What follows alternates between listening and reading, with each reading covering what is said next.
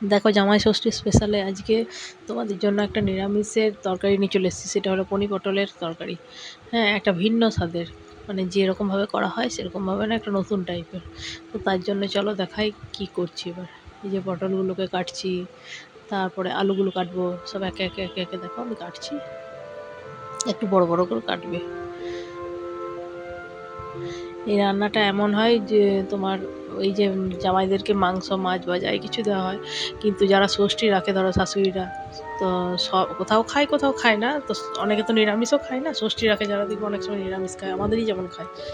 তো এটা কিন্তু নিরামিষে টোটালি, হ্যাঁ, তো এটা সবাই নিতে পারবে। আর এটা এমনই স্বাদ হয় যে মাংস মাছ যে আরও সব আইটেমগুলো হবে সেগুলোর কাছে, মানে ওইগুলোর টেস্ট ফেল মেরে যাবে, এত সুন্দর হয়। খুব ভালো টেস্ট হয়, এবং করে দেখো সুন্দর লাগবে। আমি যেমনভাবে করছি তেমনভাবে দেখো। এই যে দেখো পটলগুলো আমার প্রায় কাটা হয়ে গিয়েছে, এবার আলুগুলো কাটবো। আর আমি সবজিগুলোকে না সবসময় একটু গরম জল করে জলটাকে অফ করে দিই, ঠিক আছে? অফ করে পরে একটু নুন দিয়ে দিই, দিয়ে সেটার মধ্যে সবজিটাকে ডুবিয়েই সঙ্গে সঙ্গে উঠিয়ে নিই ছেঁকে নিই। মানে কি, যদি বাজারে ধরো এই যে নানা রকম এখন পয়জন জাতীয় জিনিসগুলো ইউজ করে, তো ধরো এই যে কালার মালার হেনা তেনা, সেই জন্য আমি এটা করি, কারণ বাচ্চাগুলো খায়, ধরো ইনফেকশান হয়ে যাবে, ওই জন্য আমি করি। ঠিক আছে, সেই জন্য আমার কালারটা একটু আলাদা থাকে সবসময়। মানে ফোটাই না, ফোটালে তো ধরো ভাজাভাজি যাবে না, নষ্ট হয়ে মানে রান্নাটা করা যাবে না। আমি কী করি, জলটা মানে ঠিক গরম হয়ে গেলে নুন দিয়ে দিই 1 চামচ মতো, দিয়ে নুন দিয়ে তারপর সব সবজিগুলোকে আমি ওইখানের মধ্যে ফেলে দিই, তাতে যাই সবজি থাকুক বাজারে। এবার চলো আমি পনির কাটছি, তোমাদেরকে দেখাই। এই যে পনির, আমি আমুলের পনির নিয়েছি, তোমরা মিষ্টি দোকানে পনির নিতে পারো, রেড কাউ নিতে পারো, যে কোনো পনির নিতে কোনো অসুবিধা নেই। তবে পনিরটাকে খুব ছোটো করো না, একটু চৌকো চৌকো করে বড় বড় করে, মানে খুব বড় না, মানে মাঝারি টাইপের কাটবি, যাতে ভাজতে সুবিধা হয়। ভেঙে যাবে, তার চেয়ে ছোটো আবার যদি বেশি করে দেওয়া হয় তো। দেখো আমি কেমন করে কাটছি। এটা খুব সুন্দর, মানে যেমন হয় দেখেছো তুমি ভোজবাড়িতে পনিরগুলো দেখবে একটা অন্য স্টাইলের করে, অনেক সময় দেখবে তুমি টেস্ট খুব সুন্দর থাকে। ওরা যে নিরামিষে করে, কিন্তু আমাদের বাড়িতে সেই টেস্টটা আসে না। হ্যাঁ, তো সেই রকমই দেখো এটা খেতে লাগবে। এই যে আমি সরিয়ে রাখলাম। এবার দেখো কড়াই সাদা তেলেই কিন্তু সব করছি। হ্যাঁ, সাদা তেলের মধ্যে প্রথম পটলগুলোকে একটু ভেজে নেবো নুন আর হলুদ দিয়ে। এই যে দেখো হলুদ দিয়ে দিলাম সামান্য, আর একটু নুন দিয়ে দেবো। এই যে, কারণ সবজিতে তো নুন দিতে হবে, সেই জন্য ব্যালেন্স করে অল্প সামান্য নুন দিয়ে ভাজবো। ভাজা হয়ে গেলে সব একটা একটা করে ভেজে ভেজে ভেজে ভেজে তুলে নেবো এক জায়গাতে।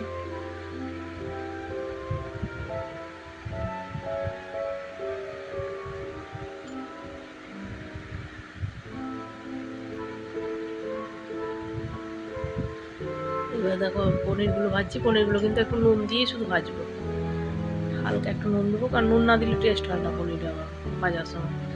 সেই জন্য একটু নুন দিয়ে একটু লাল করে ভাজবো, তারপর আলুটা ভেজে নেবো।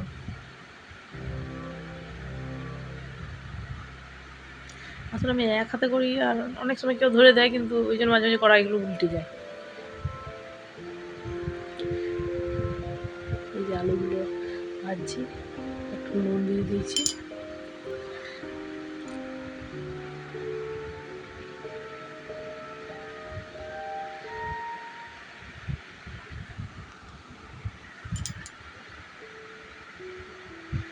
এই যে তোমার তেজপাতা দিয়ে দিলাম কড়াইয়ে, একটু আদা ঘষা দিলাম।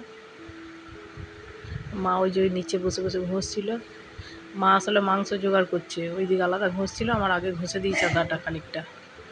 হ্যাঁ, এবার তোমার ওই ইয়ে কী বলে টমেটো দিয়ে দিলাম, কারণ সস দিলে আঁশ না, আমরা খেতে পাবো না। আর এই যে কাঁচা লঙ্কা, কারণ এটা তো নিরামিষ হবে। আর ওইদিকে মা মাংস জোগাড়টা করছে, আগে আদাটা একটু ঘষলো ওই জন্য, তারপরে ওগুলো আবার করছে, কারণ আরও অনেক রান্না হবে না।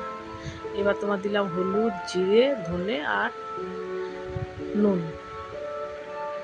এবার দেখো গুড় দিচ্ছি, গুড় বা চিনি যা দেবে দাও, অসুবিধা নেই।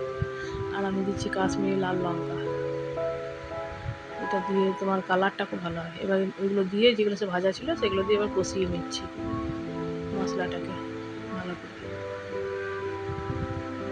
একটু নেড়ে চেড়ে নিয়ে পরে দেখো এবার আমি কী দেবো।